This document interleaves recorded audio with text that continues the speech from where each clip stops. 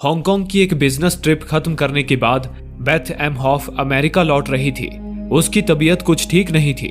रह रहकर उसे खांसी आ रही थी, मगर फिर भी उसके होठों पर एक हल्की संतुष्टि भरी मुस्कान थी, क्योंकि शिकागो शहर में उसकी फ्लाइट का कुछ घंटों का हॉल्ट था। इस दौरान वो अपने एक एक्स बॉयफ्रेंड जॉन के साथ होटल में वक्त गुजार कर आई थी।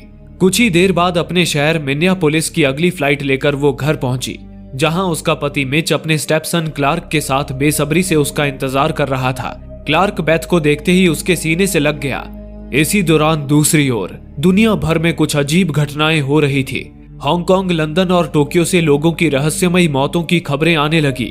लोग अजीब तरह से बीमार पड़ रहे थे और अचानक ही किसी भी जगह दम तोड़ रहे थे। सोशल मीडिया पर भी इन घटनाओं के वीडियोस वायरल होने लगे थे, लेकिन सरकार अभी तक इस मामले में कोई गंभीरता नहीं दिखा रही थी। इसी बीच बेथ के बेटे क्लार्क की भी अचानक तबीयत खराब हो गई। मिच जब उसे स्कूल लेने पहुंचा तो देखा कि उसे बुखार था और उल्टियां भी हो रही थी। हालांकि मिच को ये आम वायरल फीवर लगा, इसलिए वो उसे सीधा घर ले गया। घर पर बेथ किचन में अपने लिए कॉफी बना रही थी। अब बेथ को भी हांगकांग से लौटे 2 दिन बीत चुके थे, तभी कुछ भयानक हुआ। बेथ जो कल तक नॉर्मल लग रही थी, अचानक किचन में गिर पड़ी। उसके हाथ पैर अकड़ने लगे, पूरे शरीर में झटके शुरू हो गए और उसके मुंह से भी झाग निकलने लगा। मिच घबरा गया। वो उसे तुरंत हॉस्पिटल ले गया। डॉक्टरों ने बेथ को बचाने की भरपूर कोशिश की, लेकिन बेथ ने तड़प तड़प कर आखिरकार दम तोड़ दिया। बेथ की मौत मिच के लिए किसी सदमे से कम नहीं थी। वहीं डॉक्टर्स भी परेशान थे कि आखिर बेथ की मौत की वजह क्या थी। हालांकि उन्हें अंदेशा हो चुका था कि बेथ की मौत किसी अज्ञात वायरस की वजह से हुई है, इसलिए उन्होंने मिच को बेथ की लाश तक नहीं देखने दी। मिच मायूस होकर घर लौट आया, पर घर लौटते ही मिच को एक और झटका लगा। उसका स्टेपसन क्लार्क बिस्तर पर बेसुध पड़ा था। उसका बिस्तर उल्टियों से सना था। उसकी आंखें तो खुली थी, मगर सांसें हमेशा के लिए बंद हो चुकी थी। एक ही दिन में पत्नी और फिर बेटे की मौत ने मिच को अंदर तक हिलाकर रख दिया था। बेथ के मिनियापोलिस आने के बाद से ही ये अज्ञात बीमारी इस शहर में फैलती जा रही थी और इससे हो रही मौतों के आंकड़े लगातार बढ़ रहे थे। चाइना के हांगकांग और बीजिंग में ये आंकड़े सबसे ज्यादा थे। वैज्ञानिक मरीजों को क्वारंटाइन जोन में रखकर उनके सिम्टम्स को समझने की कोशिश में लगे थे। अमेरिका में अब तक इस बीमारी के 47 केसेस देखे जा चुके थे, जिसमें से 8 लोगों की मौत हो गई थी। इनमें सबसे पहली मौत बेथ की ही हुई थी। बेथ के ब्रेन की जांच में डॉक्टर्स को एक डरा देने वाली बात पता चली। बेथ का ब्रेन पूरी तरह से सूजा हुआ था और उसके ब्रेन सेल्स भी पूरी तरह डैमेज हो चुके थे। डॉक्टर्स समझ चुके थे कि बेथ की मौत की वजह कोई सामान्य वायरस नहीं है, बल्कि ये कुछ नया और घातक है। उन्होंने बेथ का ब्लड सैंपल अमेरिका के अटलांटा में मौजूद CDC यानी कि सेंटर्स फॉर डिजीज कंट्रोल को भेजा। CDC में साइंटिस्ट डॉक्टर एली हेक्सटल उसकी जांच में जुट गई। कुछ ही समय बाद शिकागो शहर में बेथ का बॉयफ्रेंड जॉन भी बीमार पड़ गया। जॉन वही था जिसके साथ बेथ ने हांगकांग से लौटते वक्त होटल में वक्त गुजारा था, यानी कि जॉन को ये वायरस बेथ से ही मिला था। और अगर बेथ से जॉन तक ये वायरस पहुंचा था तो जाहिर सी बात है कि बेथ जिससे भी मिली होगी वो भी इस वायरस से संक्रमित हुआ होगा। यही वजह थी कि बेथ के शहर मिनियापोलिस में भी इस वायरस का संक्रमण तेजी से फैल रहा था। इस संक्रमण को रोकने के लिए उन इन्फेक्टेड लोगों को ढूंढकर क्वारंटाइन करना जरूरी था। CDC और WHO यानी कि वर्ल्ड हेल्थ ऑर्गेनाइजेशन ने इस मामले को गंभीरता से लिया। CDC के डायरेक्टर डॉक्टर चीवर ने अपनी epidemic intelligence service officer Erin Mears को इस वायरस पर स्टडी करने और इन्फेक्टेड लोगों को क्वारंटाइन करने के लिए मिनियापोलिस भेजा।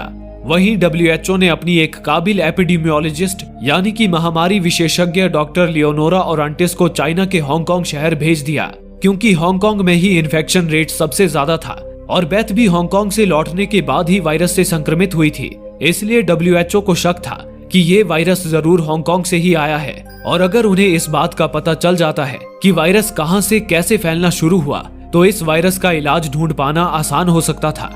हांगकांग में लियोनोरा की मुलाकात चाइनीज हेल्थ डिपार्टमेंट के ऑफिसर सुन फोंग से हुई, जिसके साथ मिलकर लियोनोरा ने इस वायरस की तहकीकात शुरू कर दी।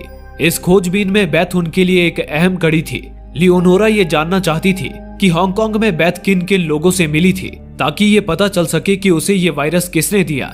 इस तरह कड़ी दर कड़ी पीछे जाकर वो पता लगा सकती थी कि ये वायरस कैसे फैला। लियोनोरा को पता चला कि बेथ चाइना बिजनेस ट्रिप के दौरान मकाओ के एक कसिनो होटल में 2 घंटे ठहरी थी।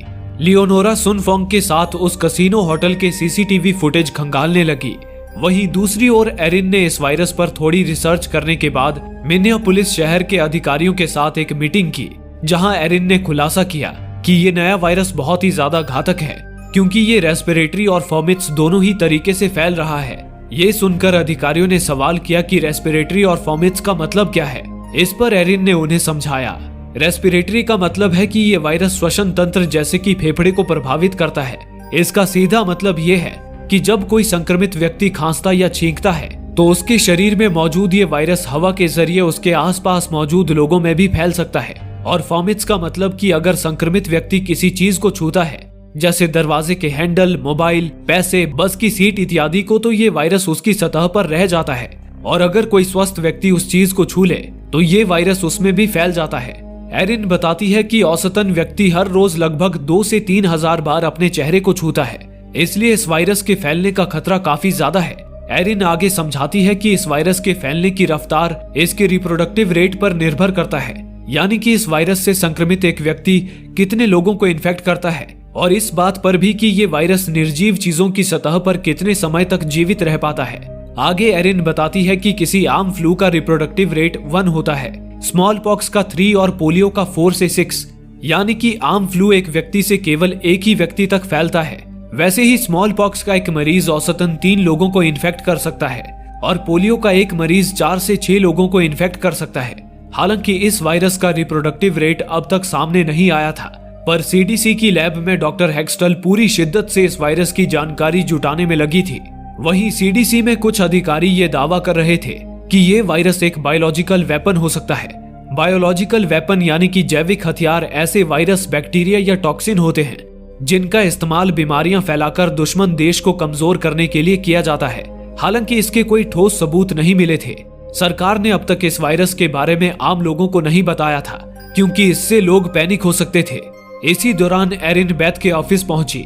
वो जानना चाहती थी कि बेथ हाल ही में किन किन लोगों से मिली थी, ताकि उनमें से अगर कोई इन्फेक्टेड हो तो उसे क्वारंटाइन करके इन्फेक्शन को फैलने से रोका जा सके। ऑफिस में पूछताछ करने पे एरिन को मालूम चला कि बेथ हांगकांग की बिजनेस ट्रिप से लौटने के बाद बार्न्स नाम की एक एम्प्लॉय से मिली थी, जिसने उसे एयरपोर्ट से घर ड्रॉप किया था और अपने पेन से डॉक्यूमेंट पर उसके सिग्नेचर भी लिए थे। एरिन ने उसी वक्त बार्न्स को कॉल किया, जो उस वक्त बस में सफर कर रहा था। जिसका डर था वही हुआ। बार्न्स भी उस वायरस से इन्फेक्ट हो चुका था। उसकी तबीयत लगातार बिगड़ती जा रही थी।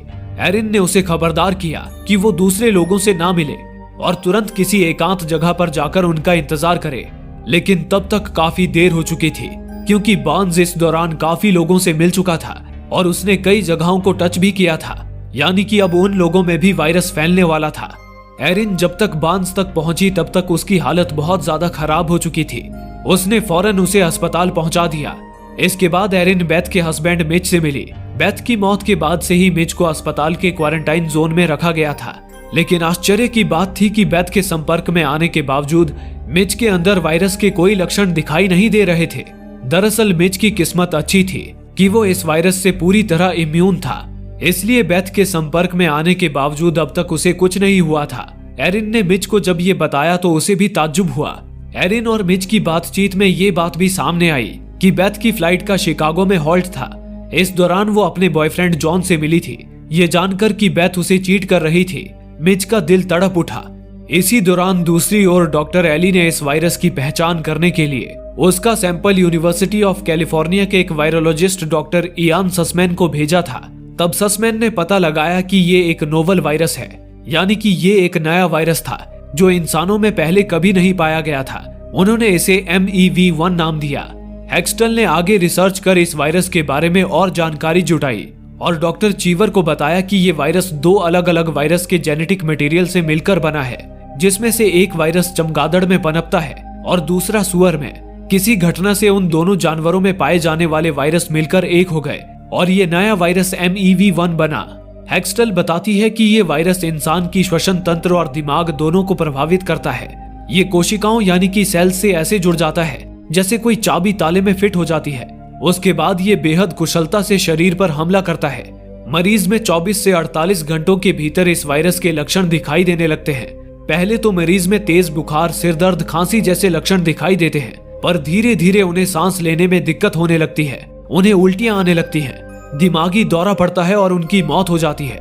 हेक्सटल ने आगे ये भी बताया कि ये वायरस लगातार म्यूटेट हो रहा है और इंसानों के इम्यून सिस्टम से बचने और खुद को फैलाने के नए तरीके खोज रहा है, जो इसे और भी ज्यादा खतरनाक बनाती है। आगे हेक्सटल बताती है कि इस MEV-1 वायरस की अब तक कोई भी वैक्सीन मौजूद नहीं है, इसलिए जब तक इसकी वैक्सीन खोजी नहीं जाती तब तक इससे बचने का केवल एक ही रास्ता है, इन्फेक्टेड लोगों को ढूंढकर क्वारंटाइन किया जाए और देश में टोटल लॉकडाउन लगा दिया जाए ताकि लोग संक्रमित लोगों के संपर्क में आने से बच सके। ये जानकारी मिलते ही डॉक्टर चीवर ने उसी वक्त प्रेस की एक मीटिंग बुलाई और प्रेस के जरिए पहली बार दुनिया को इस MEV-1 वायरस के खतरे से सतर्क किया। हालांकि तब तक दुनिया भर से MEV-1 वायरस के 89,000 केसेस देखे जा चुके थे और उनमें से कई लोगों की मौत हो चुकी थी। WHO का अनुमान था कि इस वायरस का रिप्रोडक्टिव रेट 2 है, यानी कि इस वायरस से संक्रमित एक व्यक्ति के संपर्क में आने से 2 लोग इन्फेक्ट हो सकते हैं। विशेषज्ञों का अनुमान था कि MEV-1 वायरस की वैक्सीन बनाने में कम से कम 1 महीने लगेंगे और तब तक ये वायरस 80 लाख लोगों को इन्फेक्ट कर चुका होगा। इस खबर ने हर एक इंसान को हिलाकर रख दिया था। महामारी को फैलने से रोकने के लिए दुनिया भर में लॉकडाउन लगा दिए गए और लोगों को सोशल डिस्टेंसिंग का पालन करने के आदेश दिए गए। इसी बीच मिच भी इस गंभीर बीमारी को लेकर चिंतित था। वो एरिन से मिला और कहा, मैं इस वायरस से इम्यून हूँ, तो आप लोग मेरे ब्लड से सीरम तैयार करके इस वायरस का इलाज क्यों नहीं करते? इस पर एरिन ने कहा कि ब्लड से दवाई बनाने में बहुत समय और पैसा खर्च होगा, लेकिन उनके पास ज्यादा समय नहीं है, इसलिए वे दूसरा तरीका अपना रहे हैं। जब तक वैक्सीन नहीं बनती, एरिन पूरी जी जान से इस वायरस के इन्फेक्शन को रोकने की कोशिश में लगी थी, लेकिन कुछ दिन बाद बदकिस्मती से वो खुद भी इस वायरस का शिकार हो गई और कोई इलाज ना होने के कारण उसकी दर्दनाक मौत हो गई। केवल एरिन ही नहीं, बल्कि दुनिया भर में हजारों लोग इस वायरस से इन्फेक्टेड होकर मर रहे थे। लाशों की संख्या इतनी ज्यादा थी कि लोगों को उन्हें दफनाने की जगह तक नहीं मिल रही थी। लोगों में दहशत बढ़ता ही जा रहा था। जगह जगह दंगे फसाद होने लगे थे, लोग दुकानें लूट रहे थे और लंबे समय तक छुपकर रहने के लिए राशन और जरूरी चीजें इकट्ठा कर रहे थे। इसी अफरा तफरी के बीच एलन क्रमवियर्ड नाम का एक आदमी दुनिया के सामने आया। एलन एक फ्रीलांस जर्नलिस्ट और ब्लॉगर था जो दावा कर रहा था कि उसने MEV-1 वायरस का एक होम्योपैथी इलाज ढूंढ निकाला है और उसकी ये दवाई वायरस पर पूरी तरह कारगर है। उसने अपने ब्लॉग के जरिए लोगों को इस दवाई के बारे में बताया, जिसके बाद से ही एलन की होम्योपैथी दवाई देश विदेश में धड़ल्ले से बिकने लगी। हालांकि एलन की ये होम्योपैथी दवाई साइंटिफिकली टेस्टेड नहीं थी, इसलिए CDC के डायरेक्टर डॉक्टर चीवर मीडिया के जरिए लोगों को समझा रहे थे कि वो ऐसी नकली दवाइयों के बहकावे में ना आए। इस पर एलन भी लोगों को CDC और WHO के खिलाफ ये कहकर भड़काने लगा कि CDC और WHO के अधिकारी भ्रष्ट हैं। उन्होंने जानबूझकर आम लोगों को इस वायरस के बारे में देर से बताया ताकि लोग मरते रहें। इसके साथ ही एलन ने ये तक कह दिया कि CDC और WHO ने मिलकर इस वायरस की वैक्सीन भी बना ली है, लेकिन वे उसे केवल अमीरों और कुछ खास अधिकारियों को बेच रहे हैं। गरीब और मिडिल क्लास लोगों को उन्होंने मरने के लिए छोड़ दिया है।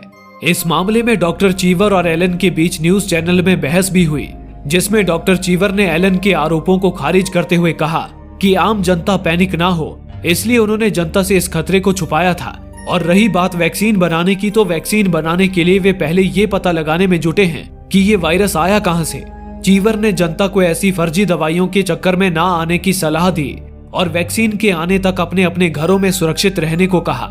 लेकिन एलन ने कहा कि तब तक तो दुनिया की आधी आबादी इस वायरस का शिकार हो जाएगी, इसलिए वो लोगों को अपनी होम्योपैथी दवा का उपयोग करने के लिए उकसाने लगा।